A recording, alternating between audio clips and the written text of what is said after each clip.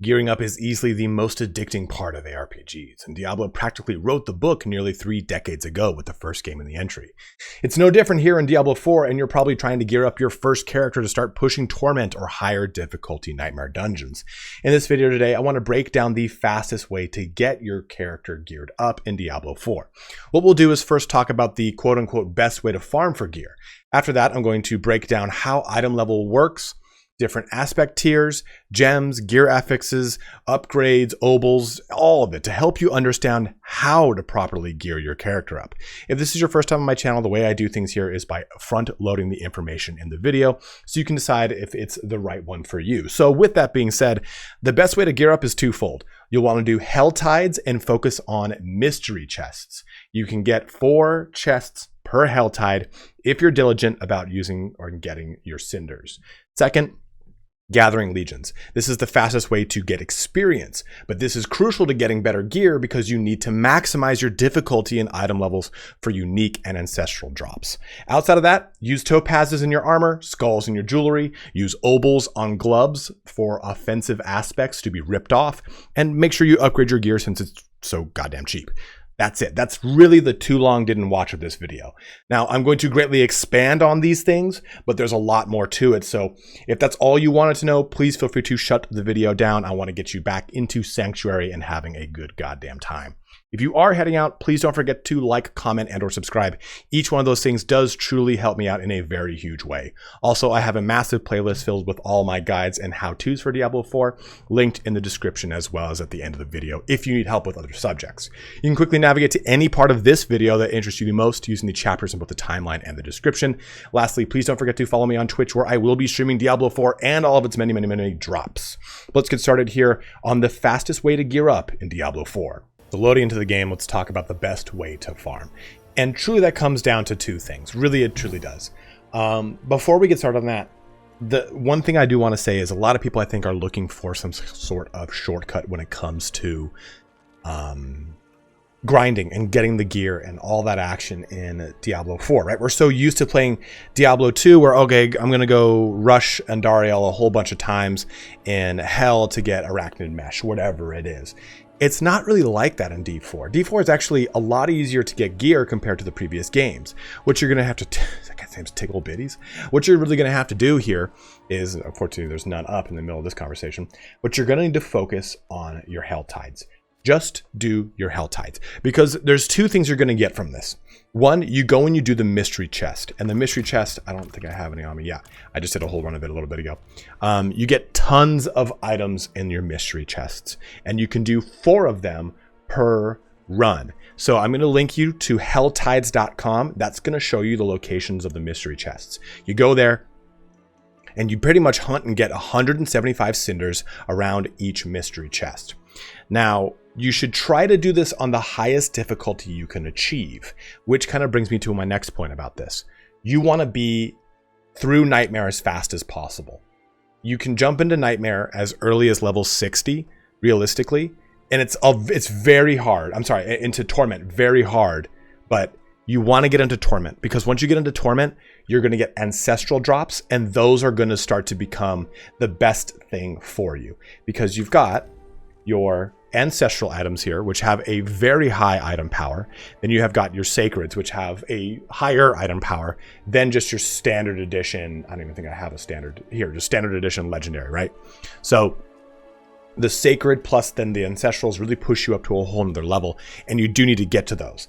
And the best way to do that, the best way to get to those levels to allow you to do that, is by doing gathering legions. They're up very infrequently. I think it's like every 45 minutes to a half hour, you'll kind of see one pop up, but they take something like 10 minutes, and it's the easiest way to just get a ton of experience. Also, you definitely want to make sure you are using, any of these consumables because of that 30-minute buff to 5% experience. Just make sure you're optimizing your experience and optimize how you're going through those Helltides, because really the game really comes down to you have to do the grind, and the grind's again not that bad. If I'm comparing the grind to the region progress, that is the part that's kind of a little slow, and I'm going to be totally upfront with you. If you really just plan on playing one character, maybe two, you really don't even need to do the region progress. Because yeah, sure, you're going to get 20 extra Paragon points, but are you really going to get your character to level 100? You just kind of have to ask yourself that, because if you're not, don't worry about the grind of the region progress and just bogging your gameplay down. You paid 70 fucking bucks for the game. Enjoy it to the best of your ability. And if you don't want to do this region progress, then don't do it. You can do the Helltides and get plenty of experience, get plenty of gold, and tons of loot. Every time you do one for a whole hour, it's a fun investment of an hour. You jump into a group with maybe 1 or 2 other people if you get lucky. You see someone wandering around, you do it with them, and it's a ton of loot. Outside of that, though, if there's no Helltide up, there's no Gathering Legions, there's no World Boss, which of course is another one, but they're hard to reliably do in a day. Just go ahead and start working on your region progress, but do it in a fun way. Don't just sit there and go, all right, I got to look at this and just fucking smash my head against it. It makes it a lot harder. I'd say, like, for example, I'm doing all of Skosklin right now. So I'm just I chose one area and I knocked out all the dungeons for the area and all this and all the Lilith statues, because you do the region progress because it kind of gives a narrative to your experience gain outside of just simply running through these dungeons that just you're aimlessly doing it. Sure, you can probably find the one dungeon that's going to get you the most experience, but that's probably just going to be patched away again like it was just recently done. So again, to recap, order of importance here is your Helltides, then your Legion event, followed by doing region progress. If you want to do it for more than one character, if you don't want to do it at all, then just run random dungeons and have a good goddamn time. That is the best way to farm in this game. And I promise you, if you go do one Helltide in Torment, you will get one unique probably every 2 Helltides at minimum. I did a Helltide. We got 3 uniques to drop. I think I don't have the unique I got on me. It was the Necromancer chess piece. So it's very reliable unique droppage. It's very, very reliable ancestral droppage, and you can just get a ton of legendaries to rip the aspects off of. So that is your effectively best way to farm. If you stayed to this point in the video to hear what I had to say here, then you're good. Shut the video down. Again, I don't want to waste your time. I want to be upfront with the information. The next part of this video is me explaining item levels and stuff like that to make it so that you're optimizing how you gear up to help you better kind of push to higher difficulties without kind of stumbling over yourself like I did for so many levels. So let's jump into item levels next. One thing I forgot to mention here before we talk about item level is make sure that if you are doing any kind of renown grinding or anything like that, and you're in between your Legion events, your world bosses, and your Helltides, try to group everything up into the same little region. Like, do its adjoining little dungeon and knock out your Tree of Whispers, because you get 3 Grim Favors for doing a Legion event and 5 Grim Favors for doing a world boss, which you then might as well turn in over here to get more gear. That's the nice thing about it. If you don't like anything on this list, it's always best to go with something like gauntlets or something that's going to give you offensive aspects, because you probably want those the most to give you a power spike in your build. Otherwise, I would get something that's going to give you defensive aspects to give you some more survivability. So let's talk now about item level. Now, item level will cap out in each respective world tier. World tier 1 and 2, you can only have normal legendaries. In world tier 3, or Nightmare, you get sacred legendaries. And then in world tier 4, which is Torment, you get ancestral, which is right here. Now, basically, I think normal legendaries cap out at like 625 item power. Sacreds will cap out around 695 to 705. And then your ancestrals cap out at 825 with very rare exceptions for super elite rare drops at 840. Now you can upgrade their item power after that, and we'll talk about that in the upgrade section. But what I want you to kind of understand here with item power is how this really works, so that you're not sitting there going, well, I've got that same legendary, why do I want to upgrade it? So let's take a look at, okay. So this Starlight Circle, this is just a standard legendary ring. Crit strike chance is 1.4. It says 2.6 crit strike chance, but then in the interval says 1.4 to 3.0. That's what it can roll minimum and maximum on the item, because it's a standard legendary. Well, this is a sacred. So you see that was previously 1.4 to 3.0. Well, now it's 1.6 to 4.0. Let's take a look at this one up here. This says shadow damage over time. Well, the intervals are 5% to 10%. Let's take a look at it on an ancestral. It's 7% to 14%. So this gives you an idea here, right? As you move from your standard into your sacred, into your ancestral, yes, you're getting higher item power. Absolutely, you're getting innate stuff like the resistances on this, right? All these have higher and lower resistances depending on their item level. But the biggest and most important thing is what your affix values have a chance to roll at. The higher the item power, it being ancestral, means that you get access to higher affix ranges. Here's another really good example. This is the Mother's Embrace. We get this from finishing the game, right? Well, here's mine with a little bit of item power jacked into it, but let's take a look now at a ancestral version. So this is 771. So our stats, the range is 8 to 13. Now it's 15 to 27. Lucky hit chance goes from 2.7 to 4.5, all the way up now to 4.8 to 9.0. So this gives you an idea, right? Your best standard, legendary or unique, its top tier value is going to be lower than the bottom tier value of any ancestral item. So this gives you an idea of why you always want to get to ancestrals as fast as possible, meaning you want to push through nightmare as quick as you can and get into ancestral. Now, up to this point in the game, probably though, you've been looking at, all right, it's got green text, just wear it. This is where that slows down. And I really think this slows down probably like level 51, 2, 3, 4. When you have all of your skill points, you're invested in everything, and you're now starting to push harder content. You want the items that are going to be best for your specific build, which we'll go into in a little second here. But this breaks down item level and how it all works for you. And ignore the green text from now on, because now you're going to start looking towards specific values that benefit you and your build more precisely. So with aspects, we have 3 different types, just like we do for items. We have your base aspect, then we have your sacred aspect, and then we lastly have your ancestral aspect. And none of these are different as far as their values go for the most part. There are some, like the protector aspect here, that the higher the item power of the aspect, then the higher the interval of those two numbers is. This way it allows the aspect to scale properly. But anything like percentage base, it doesn't matter. 5% at level 1, 5% at level 100, they're both the same 5%.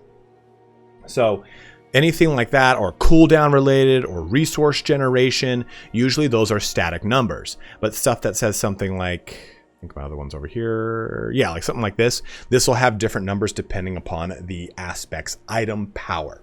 Now, outside of that, there's really no difference. It used to be that you could actually upgrade them at the smith, but they've patched that away just recently too. So that doesn't seem to work anymore. But if we pop an item into here, we'll go ahead and use these gloves. You can put in a base aspect and it will make a legendary, a base legendary. Or we can go ahead and put in a sacred aspect and it will make us a sacred legendary, right?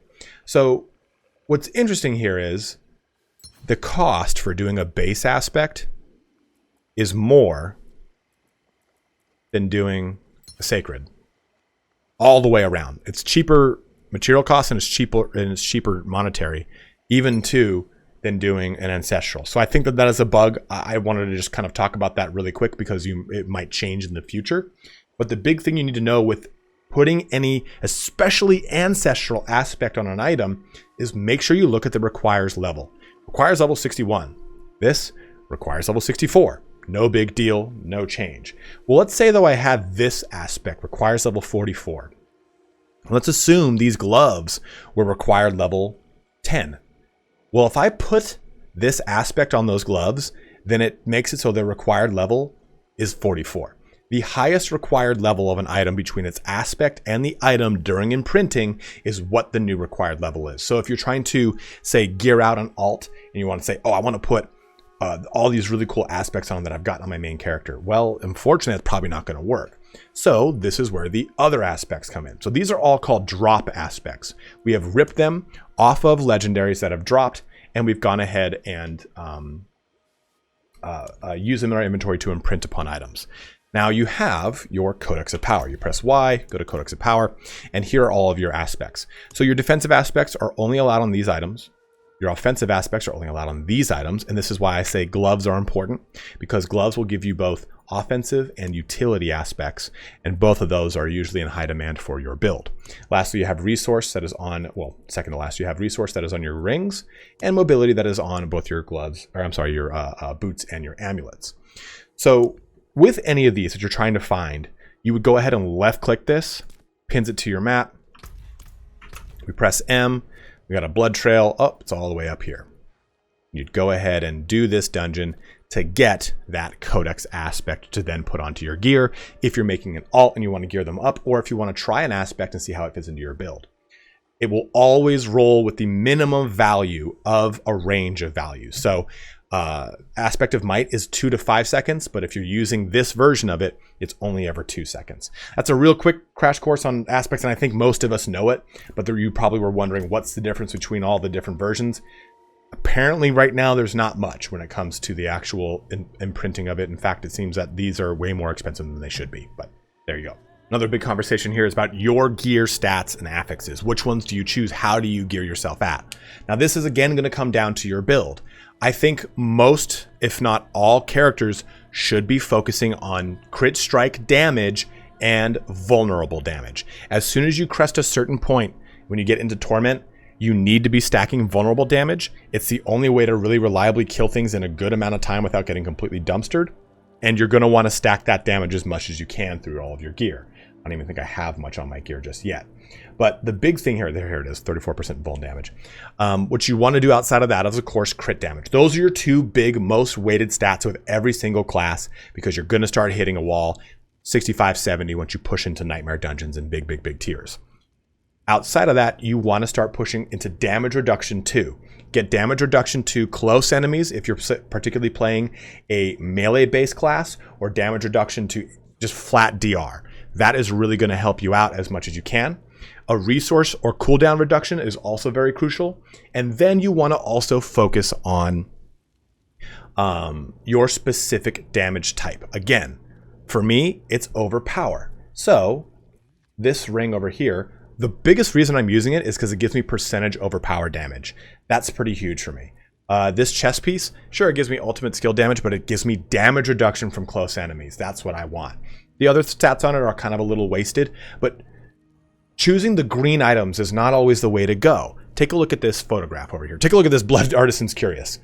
Okay, this is unique. It's plus 117. It's ancestral. It's got all these great things I talked about throughout this whole video, right? Well, it doesn't benefit my build. I pick up a blood orb. Oh, I'm a blood necro. Oh, but this is bone spirit related. And free bone spirit spawned. Oh shit, can't really take advantage of it. Even when you take a look at your amulet, and this is the most important piece in your entire repertoire outside of your weapon, if you're using a two-handed weapon. This Death Speaker's Pendant gives me blood skill damage, check. Summoning skill damage, check for my golem. 25, I'm just rounding up, 25% overpower damage, check. 3 ranks of Coalesce Blood, passive. This gives me a ton of blood damage if I am in a healthy state. And I get a blood surge note on my mini nova on my minions. All of that is not worth it compared to the really good ancestral bonus you get from your amulet. Because remember, your amulet gives a 50% bonus to any aspect you put into it. And your two-handed weapon gives a 100% bonus. So don't think that the unique or the green item is always the best way. You gotta build towards your build. Look at all the stuff on this amulet. It's going to give me rank towards Tides of Blood passive. That's going to give me way more damage. 19% damage reduction from close enemies. Okay, great. 10% damage from summoning skills. Sick. 16% crowd control duration. While that's not a big focus of mine, it's nice to have it there regardless. I was between rolling off that or a different passive, and I landed on a pretty good one up there. But I'm getting a really strong, you want your best aspect for your build in your amulet. It is absolutely crucial. So that is how you approach your gear and affixes. Hopefully that helped you out. Again, you want to focus on your crit damage and your vulnerability damage. Those are king. Then after that, you're going to work on maybe a cooldown reduction or a resource generation reduction if you can, and then focus on your build specific stat. Overpower damage, what's it called? Fortified generation, crowd control damage, whatever it is, right? Are you playing an ice sorcerer that's doing tons of crowd control? We'll stack that crowd control capability, whatever it possibly is. The last subject I want to talk about real quick is upgrading and your Obols. Don't wait to do upgrading, just do it because it's dirt cheap. Look at this. So this very first one is damn near nothing. So take a look at my Blood Artisan's Curious. We're going to take a look at this. I've taken a screenshot of just this Curious. We're going to see what it looks like after it goes through the entire shebang. I'll put it right next to it. So levels 1, dirt cheap. Level 2, even cheaper. Well, it's not really even cheaper, but it's still cheap. Level 3, cheap. Level 4 is where it starts to get expensive. But even then, it's really not that bad. I wouldn't push anything, though, to level 5 unless I was truly going to keep it for the long haul. I think, though, level 4 is just fine. I'm going to do it, though, for the sake of the video. And now let's take a look at this item. So this thing now has gone up 25 item power from, what was it? It was before 757 before. And our damage for 4 seconds after picking up a Blood Orb went from 12.5% to 18.8. Blood Orb healing went from 13% to nearly 20%. Our total armor went from 5.2 up to 7.8. And our ranks of Bone Spirit went up by 1. That's a huge gain, especially that rank of Bone Spirit there. So you get so much benefit from upgrading your gear, and you're probably sitting on all of your gear having not upgraded it, thinking, oh, you know what? I'll wait until I really push it to the top tier to really take full advantage of it. No, just do it now because you're going to get a ton of advantage in what you've got right in front of you. And use your Obols. Now, if you're looking for offensive aspects, I always say just gamble for gloves because that's where you're going to get a ton. If not offensive, then possibly utility aspects. And offensive are the best probably boost for your build. Look for anything that's like this that says sacred on it because then it's going to come out at a guaranteed higher level. Versus this, it probably will be sacred, probably not. Who knows? So it's a little bit of not necessarily a discount, it's just a higher likelihood of getting a better roll. I've got a couple Obols, so we'll drop them right now.